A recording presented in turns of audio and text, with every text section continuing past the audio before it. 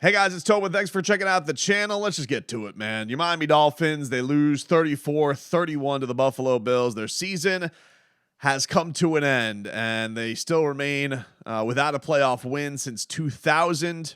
But I will say, I do think this is not a moral victory thing, although I will say some positive stuff off the bat. You were the biggest dog of the weekend. I think the biggest dog in the history of Wild Card Weekend coming into this one at plus 14. And Jim Nantz, him and Romo, I'll get to at some point this video because they were terrible during this game.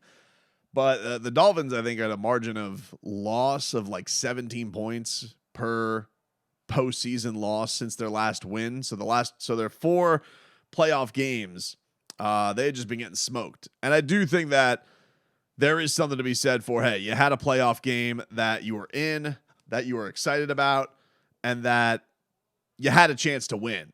The disappointing thing is that it really feels like they should have won. You know, like they got all of the things. They put all the ingredients in for a recipe for a road upset. They really did.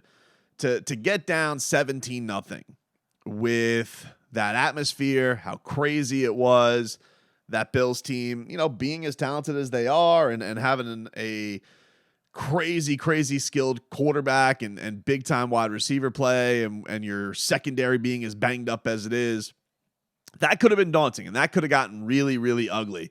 And for them to get the turnovers that they needed, to get the special teams play that they needed, to put themselves in a position to have the lead at one point in this game, yeah, it stings, man. It hurts. I'm not saying that the Dolphin fans shouldn't be feeling some extra pain because the way that final drive goes and you feel a little bit empty because you can't get a damn play call in and you can't get to the line to snap the ball in time. It just feels like don't lose like that. You know, like don't lose flat like that where you have an opportunity to go win this game and you're giving him an out. You know, you're giving him an out in a spot where you have worked so hard to get back after the early deficit and then coming back from another deficit. And getting the plays that you needed and playing with guts, to have it fizzle out like that is really disappointing. And you know, that's the tough thing, man. And Mike McDaniel saying after that the play calling was a factor of crowd noise. He said it had a lot to do with new personnel being in there. Had basically a revamped offensive line. Connor Williams and Teron Armstead, the only guys who were playing in position. You know, they moved over Robert Hunt, signed a new guard, you know, and then Robert Jones was put out at right guard. So they were coming at this one with a whole new offensive line, and you could tell today. I mean, Skylar Thompson was running for his life. Yes, you know, slow on the trigger on some decisions, but that dude was getting his ass kicked the entire game. And I feel bad for Skylar Thompson because his numbers are ugly. You know, 18 of 45 for 220 yards is not a 1 TD, 2 picks. It's not a pretty day on the stat line, but I do feel like, especially early on in this game, that Skylar Thompson really deserved a better fate. And I do feel like, you know, it took a while for his teammates to really pick him up, specifically Jalen Waddle and Tyreek Hill. But all of that being said, you know, when you have a position like this where, you know, things go, they go off the rails early and you claw your way all the way back, you know, you don't want it to just be left by, we couldn't get the right play call. This happened with Jacksonville yesterday, you know, where they had the big fourth and 1 play call. They mentioned this on the broadcast and, you know, get the huge run from Etienne that puts him in position. And, you know, to see that get effed up so badly was disappointing. Now, according to Mike McDaniel, the officials told the Dolphins initially that they got the first down and that the Dolphins had the wrong personnel in. So that was the other thing that went into them having a delay of game, which put it back to 4th and 6. And that was all she wrote for them. But really disappointing to see that. And, you know, part of that feels like it's like, hey, you're out there with a 3rd string quarterback who looked at times, had the guts, but definitely had his moments of, man, this guy was your 3rd string quarterback for a reason, is a rookie for a reason. And those are the parts where you're like, yeah, you miss having QB1 for sure. But even still, all the adversity that they faced, they did battle their way into having a chance to win the game or at least tie it late. That's what's an absolute killer. And I just, you got to give it up for the defense for a lot of reasons because, yeah, you look at Josh Allen and he put up a lot of big numbers and they got off to just an absolute laser start with Gabe Davis and Stephon Diggs just having monster games also. But, man, they came up with some monster plays between Eric Rowe with the strip sack fumble, Zach Sealer it on up, getting the scoop and score to put the Dolphins up. And when that happened, when you get there, when you go from down 17-0 to Zach Sealer getting that scoop and score, you're like, ooh-wee! You thought you were in business. You thought like this is what you were looking for. This was the opportunity. And you just hate the fact that a couple of things, like you felt like you gave the Bills the way back in. Like that 3rd and 19 call where, I get it. This has not been a Dolphins team, and I think that's definitely one thing that's got to improve next year is the run game because that was supposed to be Mike McDaniel's foray coming into this thing. Part of it is that you had a depleted line, but, man, they just couldn't trust it at any point, and you didn't have Mostert, so that's a killer too. But still, 3rd and 19, and you're dropping back, and the only thing you can afford there is, hey, let's put the Bills in the easiest spot ever to score. Let's give them the momentum right back. So you're gonna sit this offseason thinking about that call, and then you're gonna think about not being able to get these play calls off and shooting yourself in the foot with penalties. And when you are making a recipe for an upset, especially when you get down to an early deficit, you need some big time plays. You need some turnovers. You need, hell of a return by Cedric Wilson on that to set the Dolphins up in a good spot. You need all of that. But you got to play crisp the rest of the way after allowing what Buffalo got off to at the start of this game. And I think if you take anything from this, because again, I get the frustration and everybody being angry. You should. This was a playoff game. It was high stakes. Everybody thought you were going to get your ass kicked. Everybody knew that the Dolphins were coming in here depleted and thought this was going to be a joke of a game. It started as a joke of a game. And you clawed your way all the way back. The only thing you could really look at it and say is like, man, the Dolphins have taken on this team who was 13-3 in the regular season. You gave them one of their 3 losses, and you almost beat them twice. They sat here after you beat them early on. They bitched and whined about the sun the whole time. And every single matchup against Buffalo was right there. Could have gone either way, both ways. But people have talked about the elite teams in this league, and they have talked about Kansas City, and they talked about Buffalo, with a lot of people saying Buffalo is going to be the favorite. And the Dolphins, whether it be at home with their full deck of cards and a hot sun, comes down to the last play. This game, the second game, in the snow, elements, Tua, have your starting quarterback, you lose on a late field goal.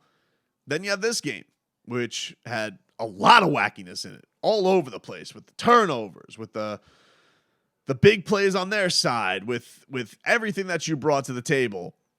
A third-string quarterback. Still, you were able to play them right down to the last possession and lose by 3. And that, I don't know if you want to call it a moral victory, but that's encouraging, I think. I mean, this is, in a lot of ways, there's fans that look at this as this is not the first year of a rebuild, but it is the first year of the Mike McDaniel era, and them putting their chips in the middle of the table to have a contender. And playoffs hurt. In building a winner hurts. They had their hurt with losing to Kansas City. Not everybody is Joe Burrow who goes out and goes to the Super Bowl the first chance that they get into the postseason. That's not common. So I think that's the thing, is that a team in your division that is uber talented, they have a Greek god of a quarterback who, can seemingly run whenever he wants to or throw bombs him out of the situation. You're right there with him. And you forced him into a lot of mistakes, and you gave yourself a shot, and then you shot yourself in the foot.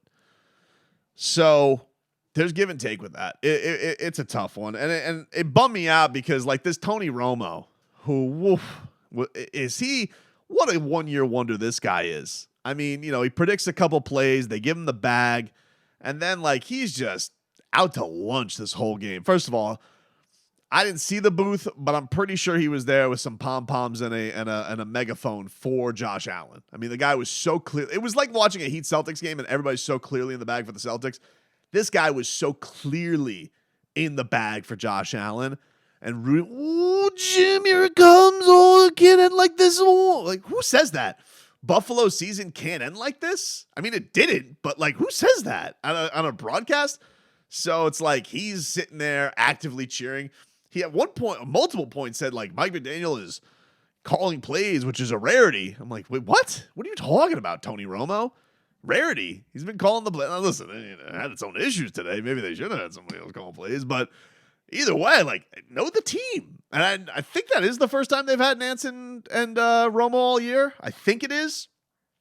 But holy crap, he was hard to listen to. Like, just, with his pom-poms going on for the Bills and, just saying things that just were completely untrue. The only thing that he did nail was that Skylar Thompson play, though. He was like, I don't know, Jim. I don't think I'd go with this play. And interception. So he did nail that. Congratulations, Tony Romo. You get a gazillion dollars a year for predicting one play over, which was a long-ass game. Oh, my God. This game was long. Really long. Oof. Terrible. Couple post-game notes. First of all, there's a rumor going around that Mike McDaniel was vaping on the sideline. I think he very clearly had a pen. Like, I don't, why Twitter really can make anything, can it? That you see him with his mouth up like this, and he's got what looks like, I understand where it looks like a vape, and he looks like a man who would vape, but he's not vaping on the sideline, dude. Like, he very clearly had a pen, and is just, like, doing some deep thinking that's going on there. But he's not vaping on that sideline, dude. What are we talking about? Can we not be so silly? All the time. We're always here for the jokey jokes. We love the silly sauce. But I feel like that's going to be a thing because Mike McDaniel looks like somebody who would vape on the sidelines. But he wasn't. And that wasn't a thing. Mike Gesicki also said after the game that, he was apparently emotional, according to Will Manso, said he was emotional after the game, but he's looking for an opportunity in free agency. And I'm sure that's another whole video for another day. He ain't coming back, dude. He's gonzo. And Xavier Howard says that you're going to see a different player next season. So there's that too. He's and look, he got off to a rough start in this game, certainly, and Diggs was giving him the business. Some of that had to do with like the calls that Josh Porter's out there doing. I thought that he rallied in a pretty big way and came up with some pretty key plays. Like some pretty key plays for your star. And I get it. Xavier with a lot of fans don't like when players hold out, and he doesn't do him any favors when he struggles like that. But he played the whole year banged up, and he's the best damn Dolphins defender they've had here since Cam Wake. The Dolphins haven't had a lot of elite players and guys you could say are the best at their position. And, he wasn't that this year, but he's been one of the best at his position for the majority of his career. And, I thought he, between that pick, was a heady play, had a nice breakup at the end. I do hope that he comes back and he's a different player. And you hope you have a secondary that is healthier this year with Brandon Jones back. I don't know what's going to happen with Byron Jones. Certainly that, I can't imagine that this year put him in a good light with the organization as far as wanting to bring him back. But we'll see. And Kader Kohu was a great story. So it's definitely a secondary that has to improve because they gave up too many big plays and too many key spots. But all in all, man, for as tattered and battered as they were coming into this game, the secondary depleted, a makeshift offensive line, starting running back out, starting quarterback out. That was a balls performance. Bills are a good team. You've been right there. And there's a lot of things to discuss in the upcoming offseason. We'll do all of that for sure. Playoff losses, heavy stakes losses, they make you feel something, but it feels a lot better than where it was going at 17-0 for sure. Just a huge bummer that that it's up like this. And man, I don't think that they got that first down at the end either, dude. I don't know what the hell those refs were looking at. And these refs, Vince McMahon did come back. It did feel very wrestling-like on some of these calls. I'm not going to lie, dude. People don't complain with the refs. I do that all the time. If the refs are crooked, I'm going to say it. And there was some shadiness that was going on there, man. I don't know what to tell you. It was some weird stuff. But either way, tough loss for the season. This one stinks and stings.